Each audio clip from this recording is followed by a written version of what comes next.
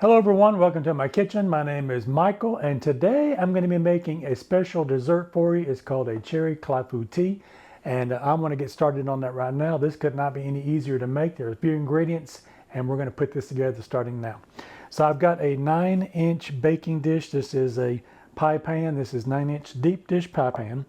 And what we're going to do is we're going to be taking our cherries, and you want to take those first and you want to pit those. And I've got just a little over a pound here, or about 500 grams of cherries, and you want enough just to cover the bottom of your deep dish pan. So if you have the fresh cherries, make sure you pit those. The original recipe for this this is a French recipe. They left the pits in them, and they felt that added a little bit more flavor to them, but I didn't want any dental issues with that, so I have pitted all of my cherries, and I'm going to put those in there pitted. So I just use the cherry pitter that I've got here and pop those stones right out of those cherries, and off we go with those. So I've got those measured out here ready to go. Now I'm going to go ahead and get my pan ready now, and I've got some butter that I've got here, and I've got my clean hands, and I'm going to grease the bottom of the pie pan here with the butter along with the sides of it as well. Now that I've got my pan with the butter in the bottom of it, I'm going to put a little bit of sugar on the side of that also, and just kind of move that around a little bit and coat that evenly all the way around. Kind of like what you would do when you're baking a cake.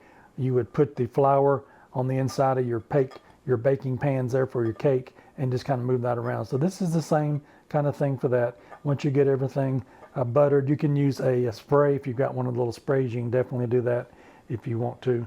And now that I've got that covered, I'm going to pour the bulk of it off. Now that we've got our pan ready to go, I'm going to take our cherries now and we're going to put those into our pan. I'm just going to take a spatula and just move those around until I get those evenly covered on the bottom. All right, now that we've got our cherries in there, we're going to set this to the side and we're going to start working on our other ingredients now. And I've got another bowl here, and I'm going to start out with 5 eggs. And I've got eggs here that are coming up to room temperature. It's better if they're at room temperature. That way everything will be at the same temperature when you put it in the oven and bake, and it will consistently bake through. So bring your eggs and your milk and things up to room temperature. And with that, I'm going to break 5 eggs into my bowl.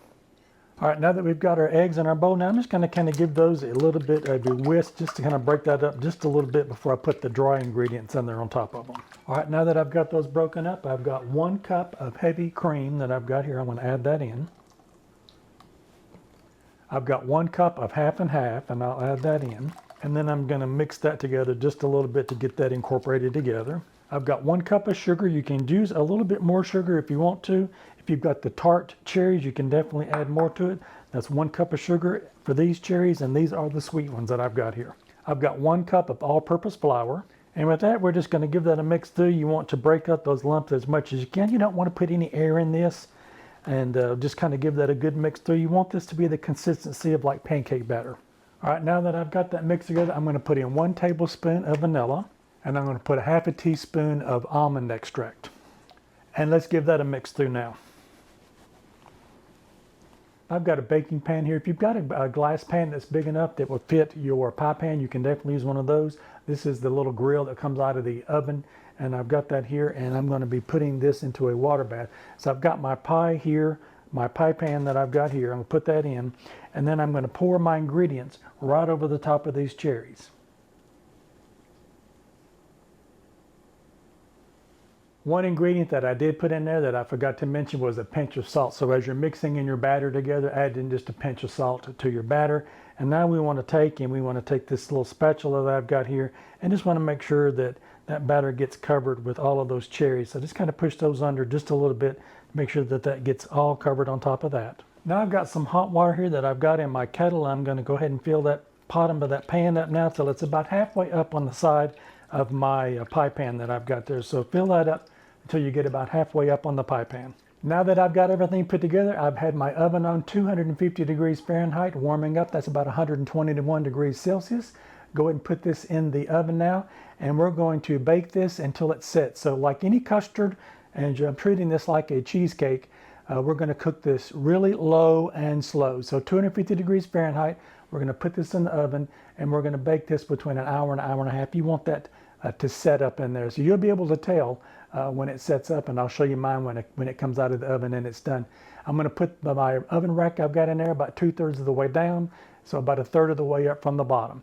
And I'm going to go ahead and pop this in now, and I'll see you back when this is done. I am back, and my Cherry Clafoutis is done, and I want you to see what this looks like now. It did take 1 hour and 45 minutes for this to set up tonight, so just give it a test, and you'll be able to tell when you move it, it stops jiggling. You'll go and test it one time, and it'll be jiggling. You'll come back 5 to 10 minutes later, and it'll be set up. So keep a watch on it. 1 hour 45 minutes. Mine took tonight to cook.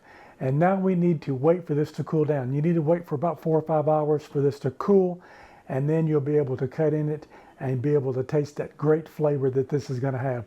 So I will see you back when this cools down. I'm going to put this on a wire rack and let this cool down, and we'll come back and I'll cut into it, let you see what it looks like, and we'll give it a taste test. Our Cherry Clafoutis is cooled and it is ready to serve. So I wanted to show you a little trick. Remember when we started out and we put the butter in the bottom of the baking dish there? I'm going to take some warm water here and put it back into that same pan that we used earlier, and I'm just going to kind of heat that up a little bit, and that'll help that release off that bottom. So I'm going to put probably about half of the pan full again, and I'm going to let that sit for a few minutes, and I'll come back and we'll get a serving out for that taste test. All right, I've got my Clafoutis removed from our water now. I'm just going to take a flat edge spatula here. If you've got a butter knife, you can use that, and I'm just going to take that and run that around the outside of it. Now that I've got the edges around the side there, I'm going to take some powdered sugar here, and we're just going to come across the top of it and give it a light dusting.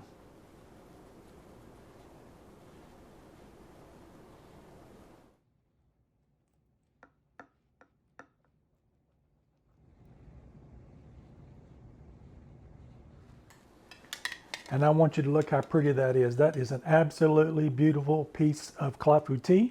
And let's get a taste of this along with this cherry here.